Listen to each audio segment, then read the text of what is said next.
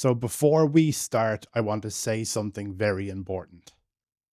Please don't panic if you recognize some or all of yourself in anything I'm about to describe. Because if you're watching this, there's a very good chance you will.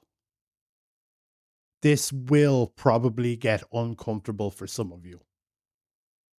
This might say something about you that you've been trying to avoid, trying not to name, because I'm going to try put into words to articulate the very thing you've been trying to avoid. The end of this video is going to be the most important part for a lot of you. And I wish I could say just skip to the end. But I can't, because it won't make sense without everything that comes before it. So settle in. This is probably going to get more real than a lot of you are comfortable with. Not because it's dramatic, but because it's specific. What's in this video saved my life. Because learning what's actually going on, gaining information, knowledge, and understanding about yourself is the best first step out of this, what you are going through, that anybody can take. And it's very important to me that you know that what I just said is not to incite fear. It's to create consent. Because I know what's about to happen for some of you. So stay with me. Depression isn't just one thing. It has many shades, many colors, and doesn't always look the way people expect, even if you're looking inwards at yourself. Most people just imagine sadness, crying, not being able to get out of bed, and that can be part of it. But for a lot of people, depression doesn't look like that at all. They're still functioning, still working, still laughing, sometimes anyway. And yet something just feels off. Something they haven't been able to name. Something they may have been quietly avoiding. In this video, we're going to talk about the different ways the different depressions can actually show up. Across different nervous systems, different minds, different lives, different bodies. This isn't about putting yourself in a box. It's about realizing that you're probably not imagining it. Your brain may just be responding to something far more specific than you were ever taught or you ever thought to look for. Some people don't feel intensely depressed. They don't collapse. They don't fall apart. They feel flat. Life isn't unbearable, but it's never quite good either. There's no clear crisis or no obvious breaking point or thing they can point to. Just a quiet, constant dullness that follows you everywhere. You function, you show up, you do what needs to be done. You go to work, you reply to messages. You keep the machine running. But joy doesn't stick. Good moments fade almost as soon as they happen. Energy is always low. Not exhausted, just drained. Motivation feels muted, like the volume knob is permanently turned down. And because it's been like this for you for so long, you just stop questioning it. You stop imagining things could be different. You don't say something's wrong. You just say, this is my personality. This is just who I am, how I am. But it's not who you are. It's something you've been carrying for years. For so long, it feels invisible. For so long that you forego who you were before. Clinically, this is called persistent depressive disorder, also known as dysthymia. Many people experience it as what's often called high functioning depression because they keep going, even while something underneath has been heavy for years. When people talk about high functioning depression, they're usually describing how depression looks, not what it's called. And several different types can hide that way.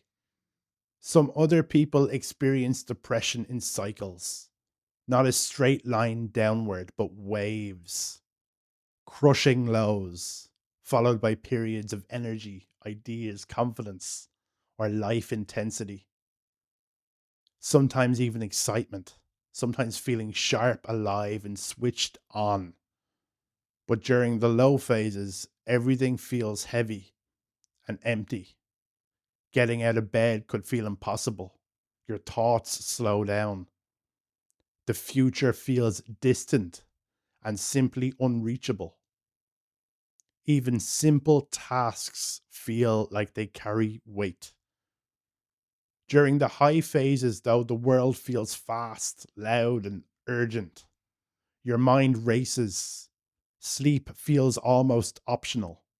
Ideas nearly all arrive at once. You talk more, you move faster. Feel pulled towards things with intensity and urgency. And from the outside, people often misunderstand this. They call it moodiness. They call it inconsistency. They call it being dramatic, but it's not. It's a nervous system struggling to regulate extremes, swinging between shutdown and overload, between emptiness and intensity, between too little and too much, all at the same time.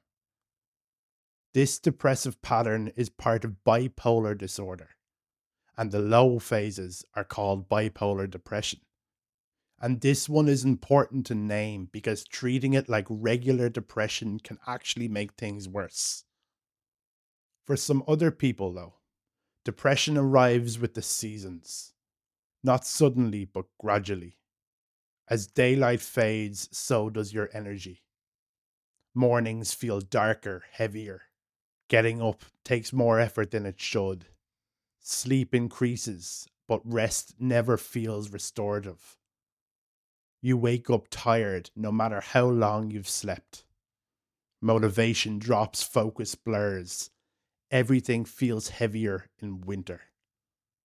Your body, your thoughts, even time itself. Days stretch and feel longer. Weeks can almost feel endless. And then spring comes and something lifts. Light returns. Energy slowly creeps back. You don't change. The world around you does. This isn't laziness. It's not hating the cold. And it's not a personal failure. Your brain chemistry is reacting to changes in light, serotonin, and your circadian rhythm. This is known as seasonal affective disorder, or SAD for short.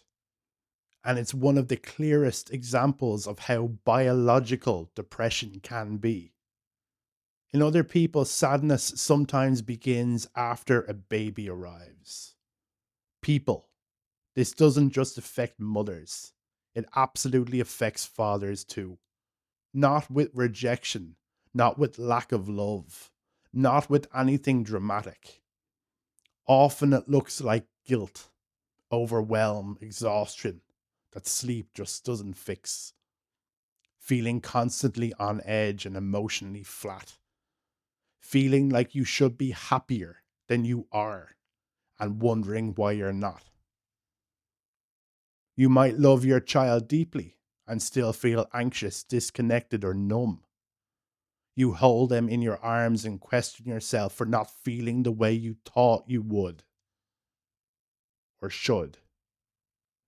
Your sleep is broken, your routine is gone, your sense of self has shifted overnight nearly.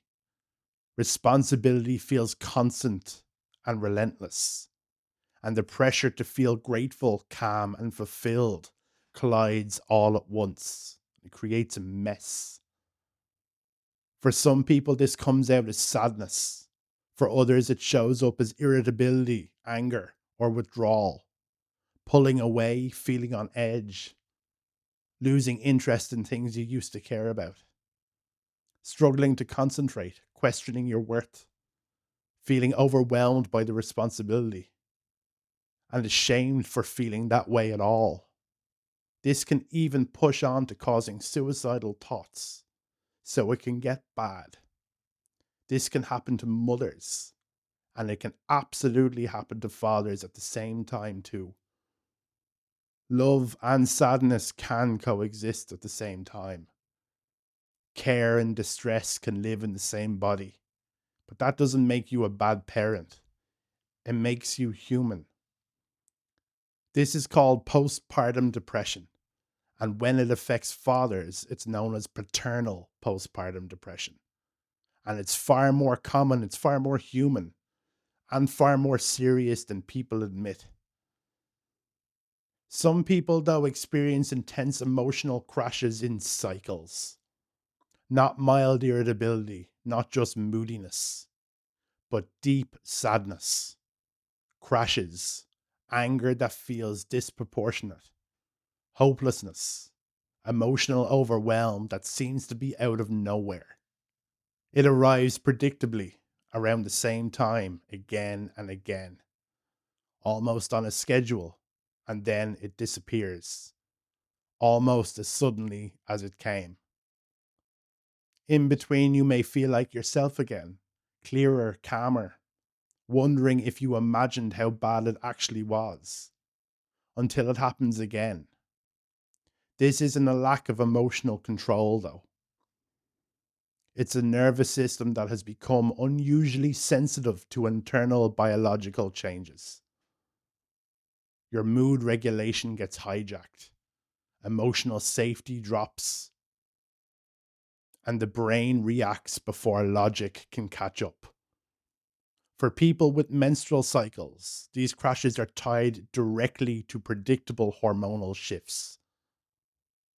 But similar cyclical crashes happen in men too.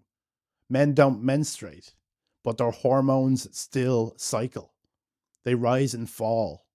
Under chronic stress, sleep disruption, or long term pressure, mood can destabilize in repeating patterns. When those patterns go unnamed, they're often mistaken for just bad personality, anger, or weakness, instead of a nervous system that's under strain. When this cycle can be specifically linked to the menstrual cycle, it's called premenstrual dysphoric disorder, or PMDD, and it's real, it's psychological.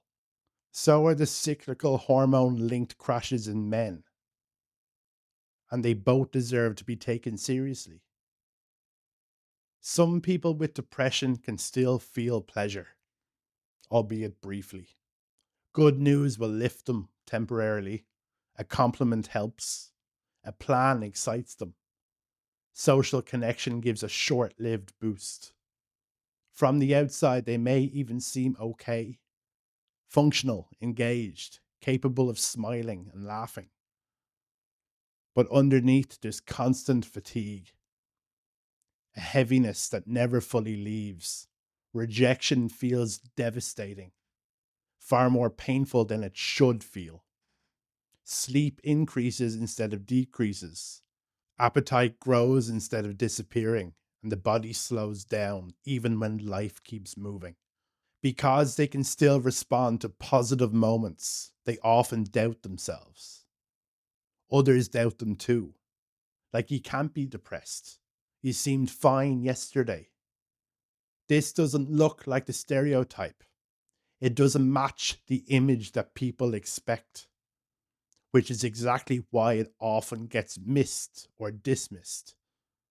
Many people experience it as another high functioning depression, where you can still show up, even when something underneath isn't right. But this pattern is called atypical depression. Sometimes depression isn't internal, it's contextual, circumstantial, or situational. Death, loss, breakups, job changes, grief, major life transitions that shake your sense of stability. You're reacting to something real, something meaningful, and something powerful, something that genuinely altered your world. There's nothing irrational about that response. It's human. At first, the sadness makes sense. The stress makes sense. It's your system trying to adapt. But when the sadness lingers longer than expected, when functioning becomes difficult, when getting through the day becomes difficult, everything starts to feel heavy. When the stress hormones stay elevated and your body never quite comes out of alert mode, you're constantly in fight or flight. That's when the response can turn into depression.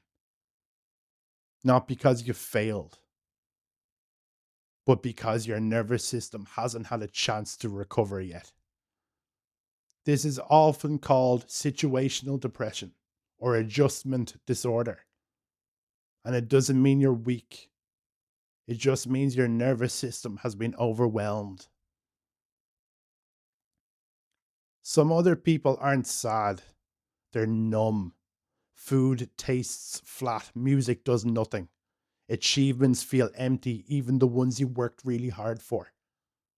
You go through moments in life that should feel good and feel almost nothing at all. You're not miserable in the way people expect. You're not constantly crying. You're not in obvious pain. You're disconnected from pleasure itself. Life becomes colorless, muted, like you're watching it through a lens or a filter. You can understand joy intellectually. You just can't feel it anymore. You might even find it hard to cry just as hard as you'd find it to laugh. And because of that, this form of depression is often misunderstood. People just assume you're ungrateful or closed or cold or unpleasant. They tell you to try harder or remind you how lucky you are. But this isn't an attitude problem and it's not a character flaw. Your brain's reward system isn't firing properly, and the pathways that allow pleasure, motivation, and satisfaction have all gone quiet. This is called anhedonia. You're anhedonic. It's the inability to feel pleasure or enjoyment from life, from activities that once were pleasurable. Anhedonic. Some people feel like they've tried everything, not casually, but seriously. Therapy, medication, lifestyle changes, sleep, exercises, diet. You feel like you're doing all the right things to be happy, and still the weight remains. Not dramatic despair, just a constant heaviness that never fully lifts. The kind that wears you down slowly. The kind that makes you wonder if this is just permanent now, if it's who you are. Is it even worth continuing to fight? This doesn't mean you're beyond help, and it doesn't mean you didn't try hard enough. It often just means your brain needs a different approach, not more effort or more willpower, not more self blame. You need to understand that there are still doors, even if the ones you tried already didn't open. This is referred to as treatment resistant depression, TRD. This is the form most people imagine, the one that comes to mind when they hear the word depression. It's not a passing low, not a bad week. We're talking bad months, years even. Deep, persistent sadness. A heaviness that settles into your chest and your bones and it doesn't lift, no matter what you do. Loss of interest in things that once mattered. Things you know you should enjoy now feel distant, muted, and pointless. Physical exhaustion sets in. Your body feels drained before the day even starts. Sleep doesn't refresh you. Rest doesn't feel like rest. Even doing nothing feels effortful. This is when even getting out of bed in the morning doesn't seem worth it, let alone eating or showering. The thoughts loop. The same worries, regrets, and questions play on repeat with no resolution. Your mind has officially turned against itself. The future feels closed off, not because you've decided it is, but you genuinely can't imagine anything different. Even simple tasks feel impossible, brushing your teeth or replying to messages, getting out of bed, not because you don't care, but because you physically, emotionally, and mentally cannot do it. Because everything inside you feels hollow, empty, void of anything, and incredibly heavy all at the same time. For some people, this goes even further. Life starts to feel unbearable. It's not dramatic. You're just exhausted. You're done. You get to the stage where the effort required to keep going feels harder than the idea of ending it ever could. Now we've reached the dark place. It's the worst possible outcome of anything we've talked about.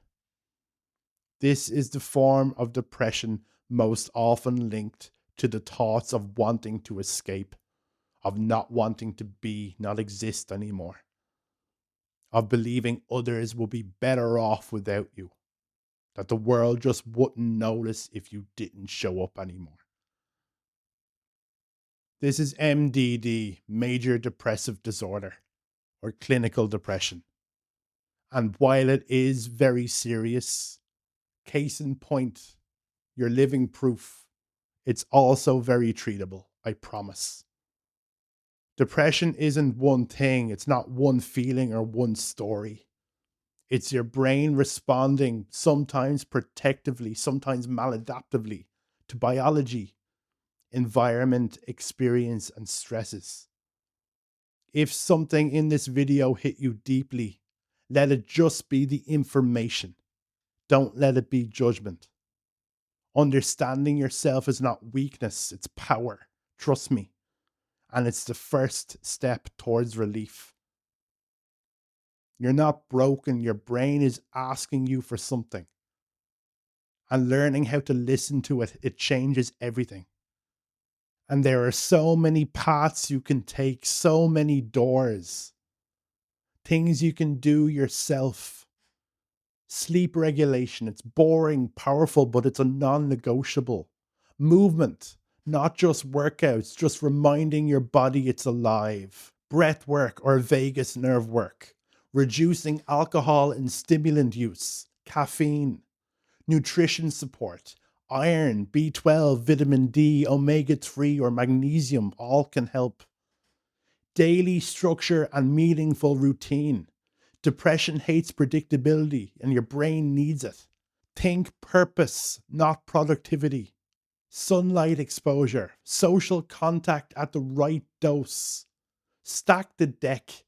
Give yourself a fighting chance. There's CBT, ACT, psychodynamic therapy, trauma informed therapy, interpersonal therapy, group therapy, or support groups. You don't have to and are not expected to do this alone. There's SSRIs, SNRIs, bupropion, mood stabilizers, hormonal treatment, light therapy, ketamine therapy, TMS, which is transcranial magnetic stimulation, or ECT. I know it sounds archaic, but it is still one of the most effective treatments for severe life threatening depression and is a go to first choice in some very specific situations. And time. Real healing is slow, but that doesn't mean it's failing.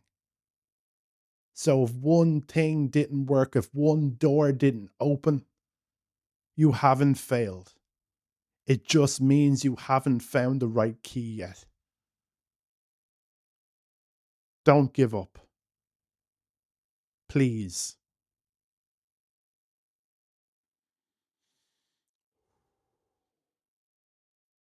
My name is John. You're welcome to be here. And please, you're more than welcome to stay here.